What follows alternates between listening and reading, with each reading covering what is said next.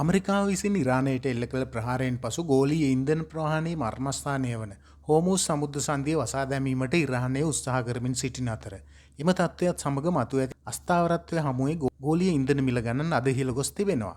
ඒ අනුව 100ක මිල ඉහළ යාමක් සමගම බ්‍රෙන්ට් වෙළඳපොලේ ඉන්ධන බැරලයක මිල ඩොලර් 79කට ආසන්නයේ සටහන් වූ අතර විශ්ලේෂකයන් පුරෝකථනය කරන්නේ තෙල් මිල ඉදිරියේදී තවත් ඉහළ යා හැකි බවයි.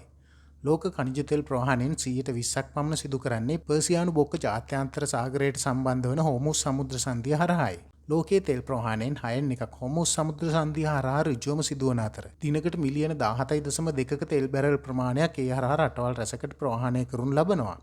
ඊට ඛනිජ තෙල් අපනයනය කරන ලබන ප්‍රධාන රටවල් වන සෞදි අරාබිය, ඉරානය, එක්සත් අරාබි එමිරාජ්‍ය ඇතුළු තවත් රටවල් කිහිපයක ප්‍රවාහන සැපයුම් අයත්. කෙසේ වෙතත් පවතින තත්ත්වය මත ලංකා ඛනිජ තෙල් නීතිගත සංස්ථාව සඳහන් කළේ දේශීය වෙළඳපොළ තුළ තෙල් මිලෙහි කිසිදු වෙනසක් මෙම අවස්ථාවේදී සිදු නොවන බවයි. පවතින අර්බුදකාරී තත්ත්වයක් උද්ගත වූහොත් ඇතිවන වාතාවරණය පාලනය කිරීම සඳහා අවශ්‍ය පියවර ගැනීමට සැලසුම් කරමින් සිටින බව එම සංස්ථාව මේ වෙනවිට සඳහන් කර තිබෙනවා.